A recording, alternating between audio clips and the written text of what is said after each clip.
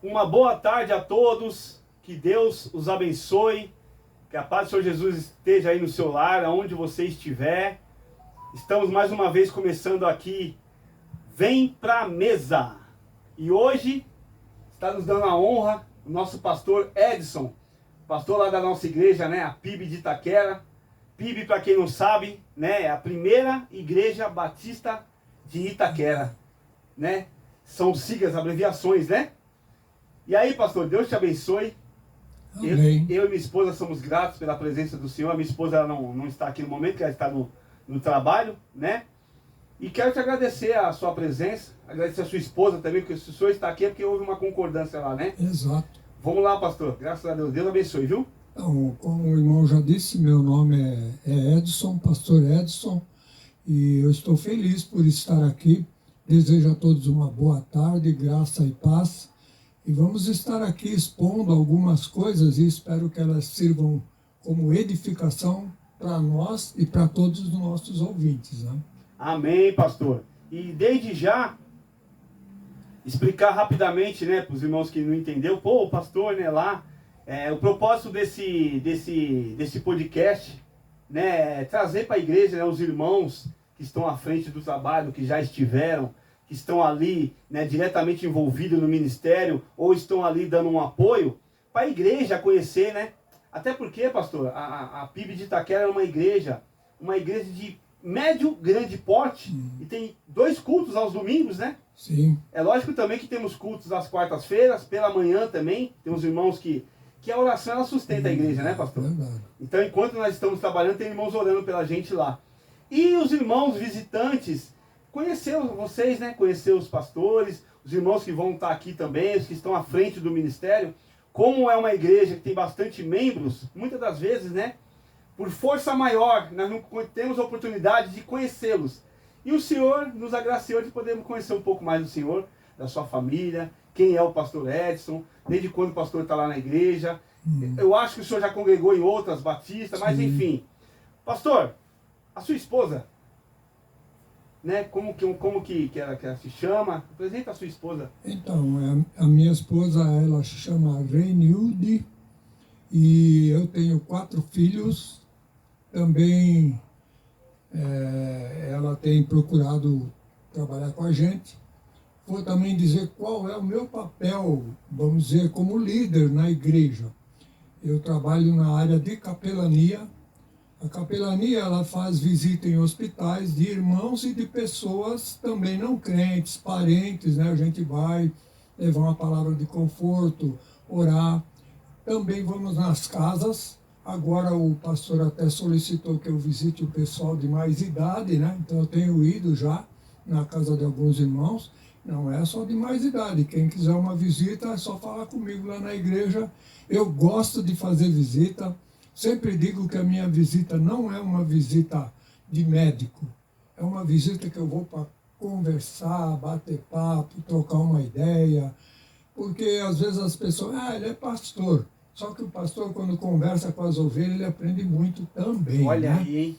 Então, além disso, eu penso que a capelania não se restringe ao hospital e a velórios, mas também dentro da própria igreja, eu procuro ter contato com pessoas. Eu procuro um, procuro outro. Quando eu vejo uma pessoa que eu não conheço, eu vou lá, converso com ele e me proponho a visitá-los, né? Eu penso que a capelania é isso, é dar assistência mesmo aos membros da igreja. Então, essa é a minha... E a sua formação em capelania, o senhor era qual o momento do seu ministério que o senhor se propôs a... Quando surgiu no seu coração se formar em capelania? Na verdade, eu me formei primeiro como pastor. Né? Isso nos anos de 1989, eu me formei pastor. Estudei na Faculdade Teológica Batista do ABC. Meu chamado, eu entendo que foi algo preparado por Deus. Eu gostava muito de estar na igreja, e me envolver em corais, cantei em conjunto, toda essa coisa, tá? E eu nunca pensei assim mesmo em ser um pastor. Achava que era muita responsabilidade. Mas quando Deus tem algo com você, Ele vai fazer. É que nem Jonas, não adianta fugir, né? Não Ele adianta manda correr, a né? baleia te engolir lá. Então aí, se eu for contar como aconteceu, é um pouco longo. Mas Deus me chamou de uma forma. Um pastor falou para mim, você não quer assumir meu lugar? E eu falei, não, eu não tenho condições. Por quê? Você não vai fazer a faculdade teológica? Eu tinha pregado uma ou duas vezes lá, né? E eu não era nem membro de lá. E ele falou assim, não, se eu desafiar a igreja amanhã, que era um sábado, e a igreja aprovar pagar sua faculdade de tempo integral. Eu pensei comigo, eu não sou nem membro daqui, a igreja não vai aprovar isso. Aí quando foi no domingo à noite, ele estava cumprimentando o pessoal na porta, aí veio, falou comigo, olha, a igreja aprovou pagar integral, inclusive matrícula e tudo. Aí eu falei, o senhor está brincando. Ele falou, brincando? O que nós conversamos foi eu, você e Deus, se eu fiz minha parte. Agora, se você não quer fazer a sua, e saiu. Aí eu falei, puxa, você é com Deus? Aí fui e ainda falei para ele assim, é sério? Ele falou, lógico que é sério. Você acha que eu estou brincando? Eu falei, então eu vou ver a matrícula. E a partir daí eu fui atrás da documentação, era o mês de outubro, e fiz a faculdade. A capelania já foi aqui na PIB de Itaquera. Quando eu cheguei aí, o pastor Osias, ele me desafiou a ajudá-lo, né, na área de capelania. Tem muita gente idosa lá, então ele corria muito, e visitando e tudo, você me ajuda nas visitas e nos velórios. E aí eu comecei, eu vim, fiz o curso aqui na faculdade, ela era aqui próxima, agora mudou um pouco para mais longe. Fiz o curso ali de 3 meses de capelania e já comecei fazendo velório. Tá? Eu costumo brincar assim, se você precisar dos meus serviços, eu estou à disposição. Aí eu falo, opa, peraí, agora não, né? Mas é assim. Nós temos eu tenho um título, né, um subtítulo, né? Porque o nome do nosso podcast aqui é Vem Pra Mesa, né? Mas neste momento, né, a gente separou um momento que nós vai trazer mais pessoas da igreja aqui que quiserem vir, né? Então o subtítulo é Eu Sou Acessível. Então o nosso pastor, o senhor é acessível. Eu sou acessível. Glória a Deus. Glória a Deus. Eu falo de coração. Glória a Deus. Eu vou aqui dar um exemplo. Isso. Um irmão da igreja, fazia algum tempo que eu não ia visitar ele, por causa de algumas dificuldades, né? E aí eu fui visitar ele esse mês. E ele falou para mim, pastor, quero que você venha almoçar comigo.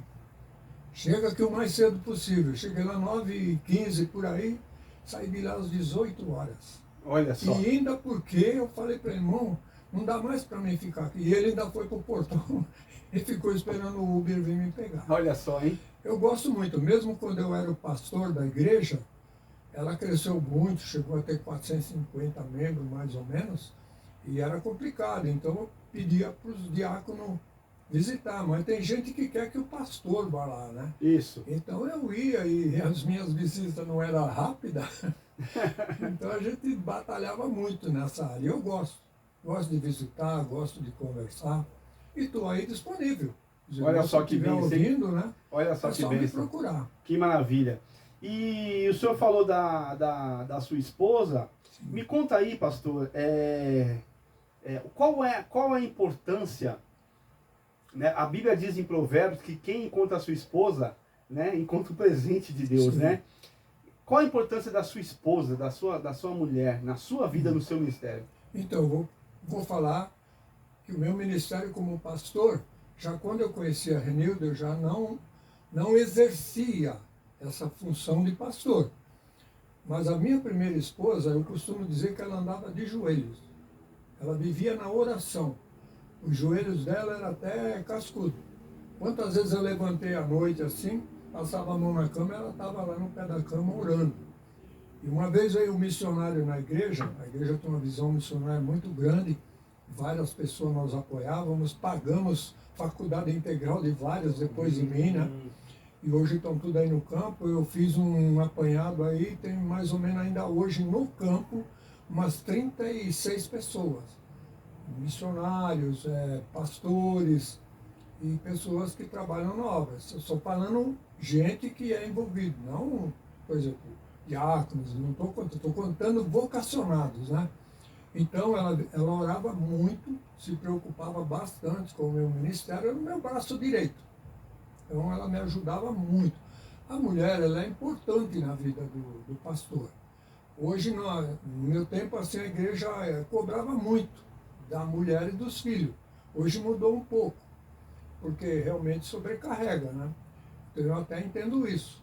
Mas se a igreja ela não assim, se envolve em liderança, ela tem que estar no mínimo orando pelo pastor, pelo ministério dele. E então, oração é tudo, né, pastor? Tudo. Foi fundamental na minha vida. Jesus Cristo teve uma vida de oração, né? Quando eu tinha um problema, eu falava para ela, tem um caso gravíssimo aí, ela, vamos orar. Primeira coisa que olha só que referência, hein? Então, e ela era uma pessoa assim, que servia de exemplo para as outras irmãs. Eu sempre falei para ela, não fale, faça isso ou faça aquilo, dê exemplo. E muitas mulheres mudou até o jeito de andar, de vestir, por causa dela. Olha que interessante, hein? E quantos netos, quantos filhos, netos você tem? Eu tenho 4 filhos, netos eu preciso fazer a conta. Eu creio, deixa eu ver, tenho 4... Dá para montar um time de futebol? 6, 8. 8 netos? 8 netos. E tenho bisneto. Ah, já 2 tem bisneto também. Olha só, hein? E vai nascer mais um agora. Seu primeiro filho tinha quantos anos? Meu primeiro filho, quanto ele tem agora? Não, quantos anos o senhor tinha no seu primeiro filho? Quando você teve o seu primeiro? Ou filha, né?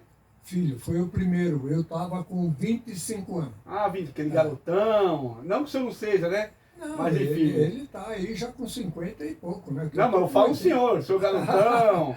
Né? Eu tinha uns 25, né? Eu casei com... Aqui em São Paulo mesmo? Aqui, eu sempre morei em São Paulo. Eu nasci na Vila Califórnia, ali, na divisa de São Caetano. Certo. Meu pai comprou um terreno em São Caetano. Quando eu nasci, ele já tinha feito a casa. Aí nós fomos para lá. Certo. E lá era como se fosse o interior. Minha mãe e minha avó já tinham recebido Cristo como Salvador.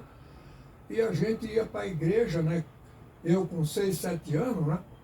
Que pequena assim eu não lembro, mas eu sei que ela levava eu no colo e tudo. Era 4 quilômetros distante da minha casa. Olha só. Nós morávamos no bairro Santa Maria e ia a pé, pelos trilhos, pelo meio do mato, no São Paulo da Garoa. Olha só. Voltava a pé e os cultos eram das 7h30 às 9 da noite. Então eu dormia nos bancos da igreja, porque naquele tempo não tinha televisão. E quando você estava em casa, você acordava às 4, 5 horas da manhã e não ia dormir 6, 7 horas. Entendi, pastor.